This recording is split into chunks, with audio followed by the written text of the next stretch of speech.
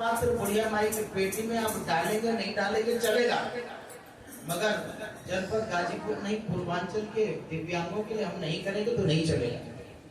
हमारा कर्तव्य है काम करना। धन्यवाद। बैठिए कविता।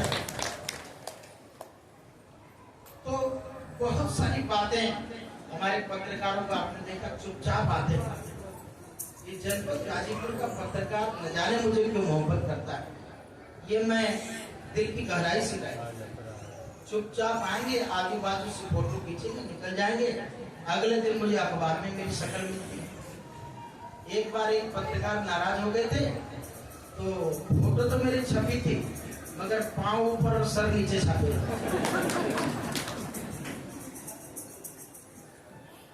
हमारे कोटवा नारायण भुजिया धरौली औथई बक्सर बिहार पर हमारे कहाँ से जहां से लोगों ने सुना होगा, यहाँ बहुत सारे लोग कल आएंगे।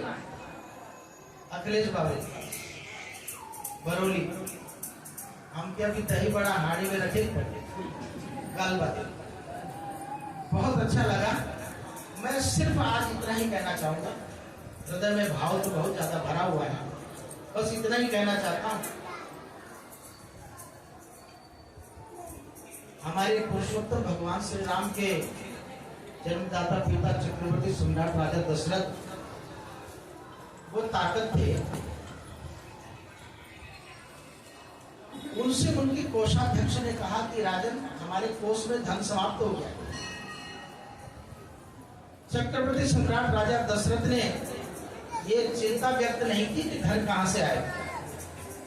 ध्यान दीजिएगा, बस इतना सुनते ही उन्होंने अपना धनुष बाण खींचा और खड़े हो गए। उनके कोषाध्यक्ष थर-थर कांपने लगे, बोले राजन आपका क्या आज्ञा है? बोले मैं कुबेर पर चढ़ाई करने जा रहा हूँ अयोध्या में। भारत की धरती पर धन कैसे समाप्त हो सकता है जब तक चक्रवर्ती सम्राट राजा दशरथ दुनिया में जी रहा है। उस चक्रवर्ती सम्राट राजा दशरथ के धनुष बाण उठाते ही मैंने पढ़ा है ग्रंथों में कि कुबेर जी अपना पूरा धन लेकर अयोध्या में बरसाते।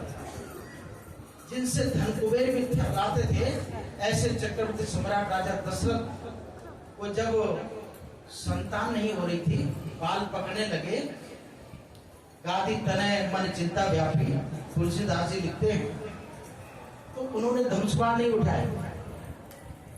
तभी चक्रवर्ती सम्राट ने सुसैन वैद्य को नहीं बुलाया, अश्विनी कुमारों को, स्वर्ग के वैद्यों को नहीं बुलाया। चाहते तो दरबार करते सब बैठ घोड़ दबाते, ऐसा नहीं।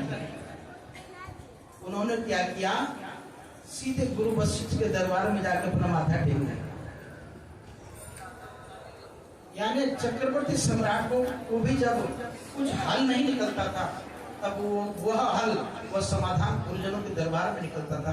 पुरुषोत्तम भगवान श्री राम उसका प्रतिफल है।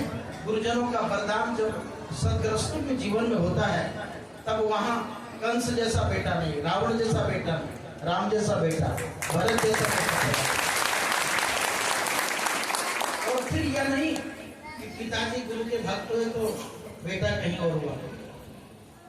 पुरुषोत्तम श्री राम से भी माता कौशल्या ने जब 14 वर्ष व्यतीत करके राम जी अयोध्या लौटे, माँ व्याकुल थी, अपने बेटे के गले लगी।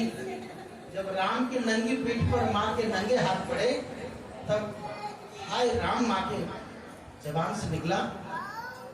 राम ने कहा माँ क्या हुआ? बोले बेटा तेरा शरीर इतना कमल जैसा कोमल है। बोले तब क्या हुआ? बोले तुमने चट्टान पत्थर पहाड़ जैसे वज्र जैसे शरीर वाले रावण को कैसे मारा?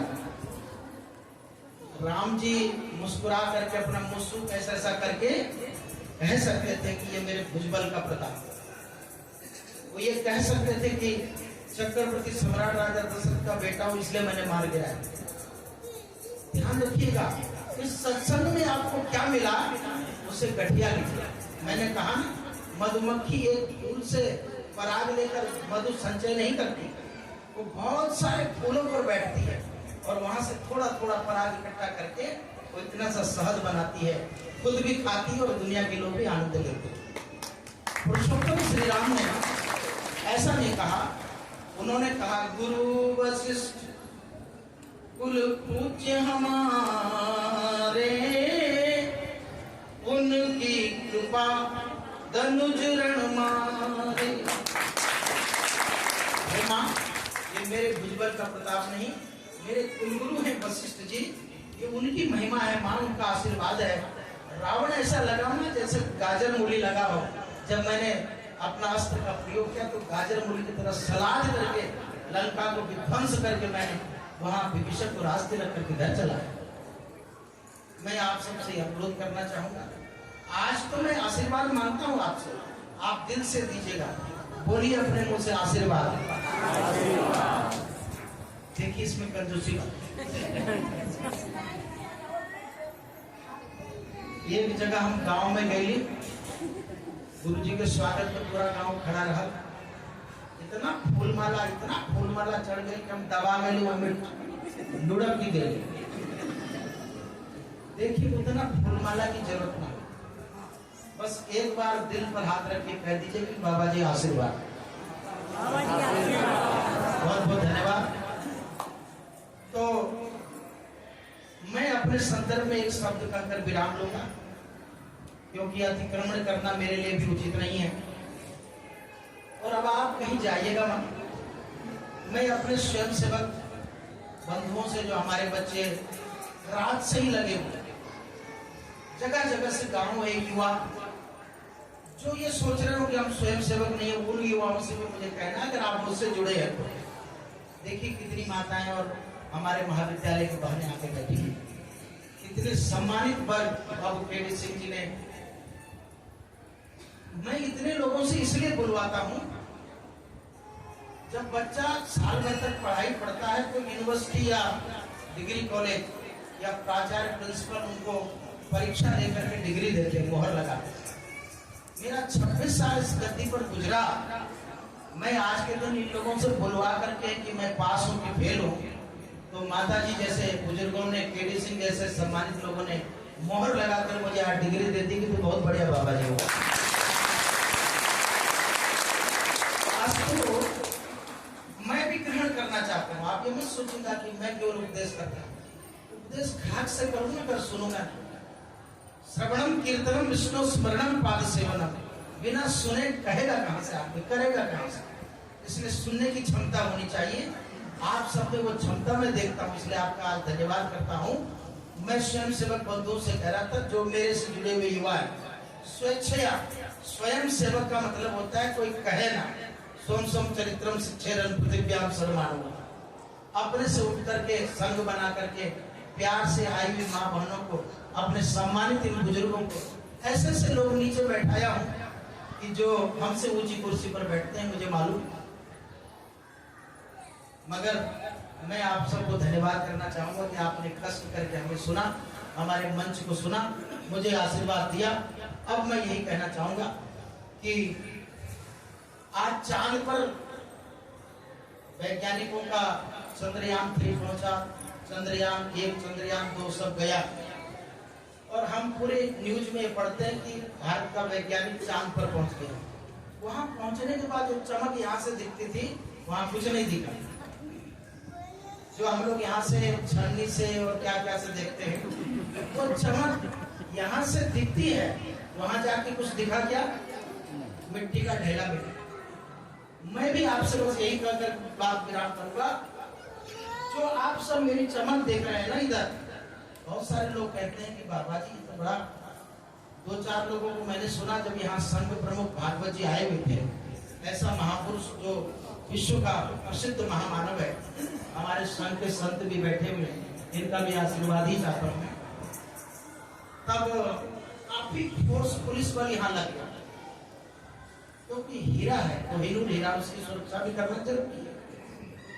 बहुत सारे लोगों ने कहा कि बाबा जी कौन कौन इसे प्रोग्राम करा देगा कि आवल बेल बड़ा मुश्किल हो जाएगा। अरे साहब, एक बात याद रखिएगा, आदरणीय पूजनीय भागवत जी जैसा महापुरुष अगर इस मठ में आता जाता रहा तो याद रखिएगा ये मठ महामंदिर बन जाएगा।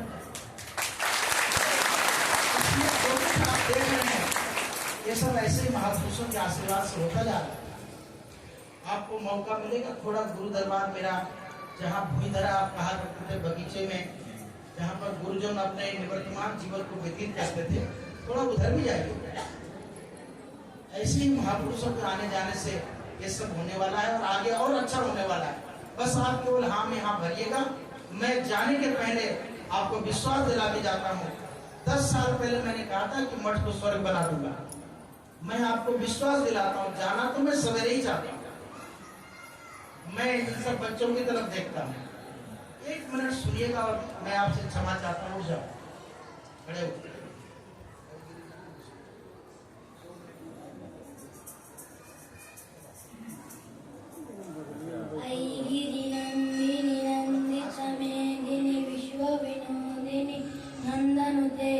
गिरिवर विंध्य शिरोधिनी वासिनी विष्णु विलासिनी जिष्णुनुते भगवती शिति कंठ कुटुंबिनी भूरि कृते जय जय हे महिषासुर मर्दिनी रम्य कपर्दिनी शैलसुते सुरवर वरुषणि दुर्धर दरुषणि दुर्मुख मरुषणि हरसरते त्रिभुवन पोषणि शंकर तोषणि किल विषमोषणि घोषरते धनुजनि रोषिणि दितिसुत रोषिणि दुरमधुषोषिणि सिन्धुसुते जय जय हे महिषासुरमर्दिनि रम्य कपर्दिनि शैलसुते ऐ जगदम्ब मदम्ब कदम्ब वनप्रियवासिनि आचरते शिखरि शिरोमणि तुङ्गैमा शृङ्गनिजालय मध्यगते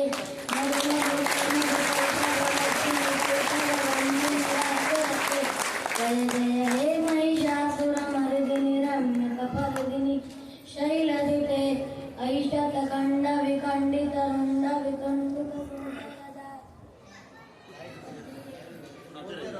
गजगण्ड विदारण चण्ड पराक्रम शुण्ड दिगाधिपते निजभुज दण्ड निपातित खण्ड विकाण्डित भटाधिपते जय जय हे महिषासुरमर्दिनि रम्य कपर्दिनि शैलसुते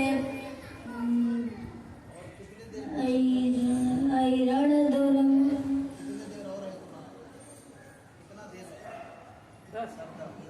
टाइम ज़्यादा ले लिया। छोटी सी अवस्था में अपना नाम संस्कृत में आप नहीं बोल सकता।